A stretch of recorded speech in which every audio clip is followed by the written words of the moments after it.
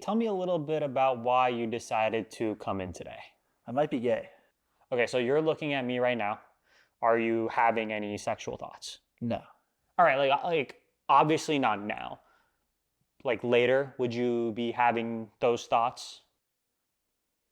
No. All right, so this is what we're gonna do. I'm going to show you a few different pictures of men, and you're just gonna tell me if you are attracted to them or not. Okay. Smash. Smash. Is that you? Oh, how did this slip in here? Okay, but you know what? For like just the sake of the experiment, like would you? Pass. All right. Okay. You know what? How about this guy? Yes. Okay. How about this guy? No. Yes. No. Yes. No.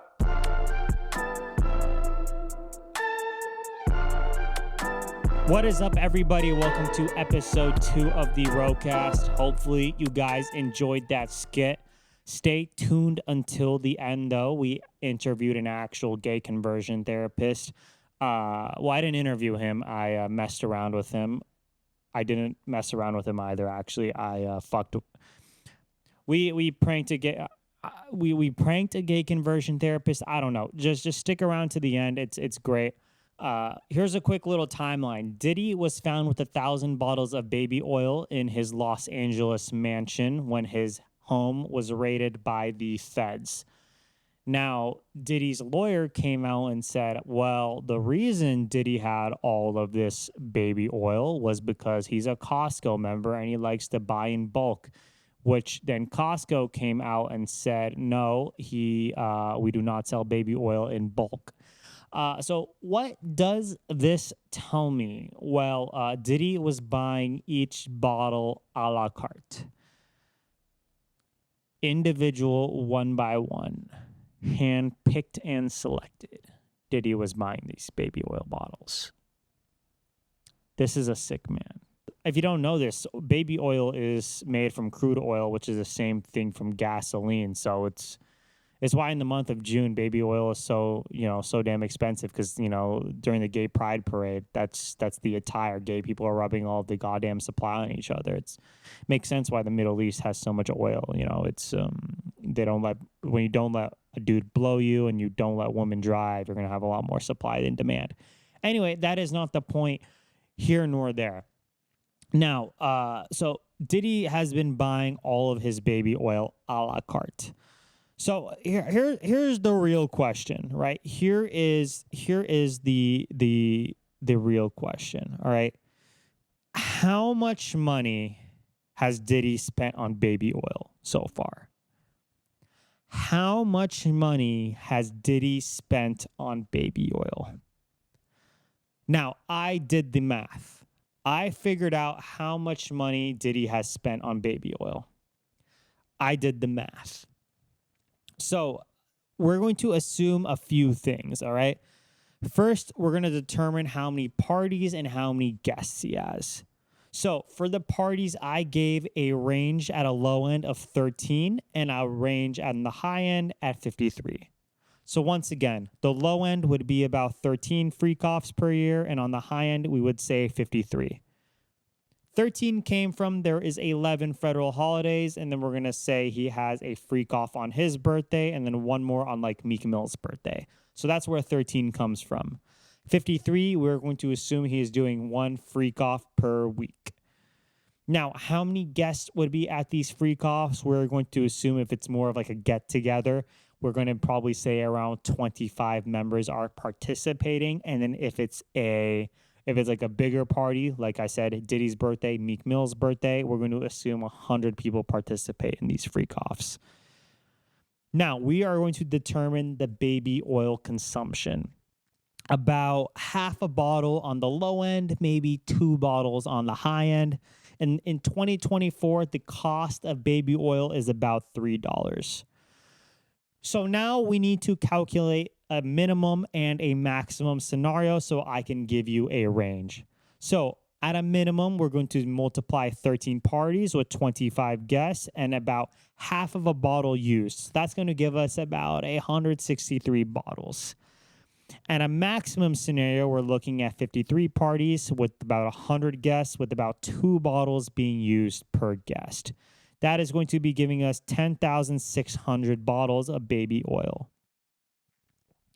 Now, on an annual basis, the 163 bottles, right? And this is at a low, about $489. And at the maximum scenario, right, you're going to be multiplying 10,600 bottles with 3 times $3. That is going to give you $31,800. Now we are going to calculate the cost over 25 years. The first ever picture I have seen of Puff at a party acting freaky was in 1999, so that gives us 25 years. However, we're going to move that to 23 years because I'm going to take out the COVID year, as well as 2001 because of 9/11. You can't be having a freak off after the second tower hit. So at a minimum, over these 25 years, Diddy has, at a minimum, Diddy has spent at least $12,000. And on a maximum, Diddy has spent around $731,000. $731,000. That's a home in America. But we can't just stop there. We need to adjust for inflation. So let's assume the average inflation rate is about like 2.5% per year. So we can calculate the inflation factor, 1 plus 0.025 to the power of 23. That's 1.77. So at a minimum, that gets the number to about $20,000. And then the maximum number is adjusted to 1.29 million. So we can estimate that at a very low, Diddy has spent at around $20,000 of baby oil. But at a maximum, Diddy has spent almost 1.3 million.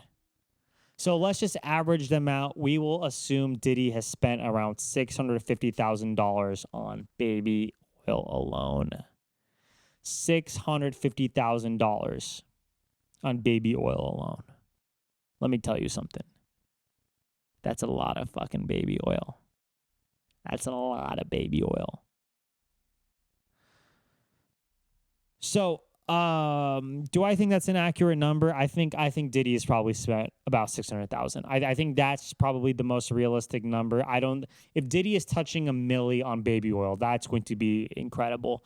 That is one thing the state of New York needs to do, is they need to release his records. They need to release his financial banking statements and just see how much baby oil Diddy has been using. You know those Rocket Money apps that tells you like, hey, you have spent this much on, this subscription, on that subscription? I would love to see what they can calculate with Diddy's baby oil. That's the real test to see how well this app would work. Rocket Money. Let's get that done. Anyway, that's all I wanted to talk about. I'm going to have a lawyer on here next week to actually have this be like an insightful conversation, because what I'm saying is just going to be stupid. So here's a segment. I am going to call this Freak ASMR. Freak ASMR. So I'm going to whisper now. And I don't know if you guys can see the iPad. I'm going to put the thing right here. All right. This is a new type of ASMR. All right. This is called Freak ASMR. How do I do this? Freak ASMR.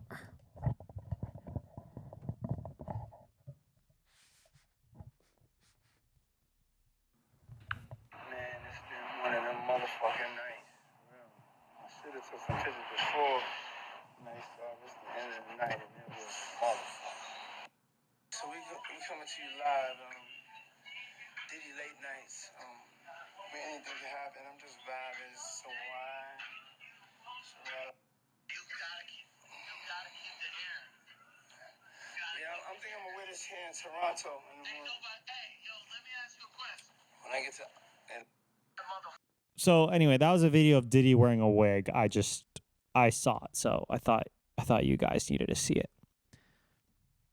So we are going to cut to the session I had with the gay conversion therapist now. So pretty much this guy is based out of Texas, and he's a gay conversion therapist. And um, let me be clear, I don't like support it by no means. I don't think gay conversion therapy is like actually works, but um I was like, hell, let me just mess with him. I just let's just cut to it. Guys, enjoy. Well, okay. So, what can I do for you? Cool. I was just kind of online, just trying to look at like different services and stuff, kind of stuff along those lines. I came across kind of what you do. So Okay, well, I'd have to know your situation first. Where are you at with gender and sexuality issues?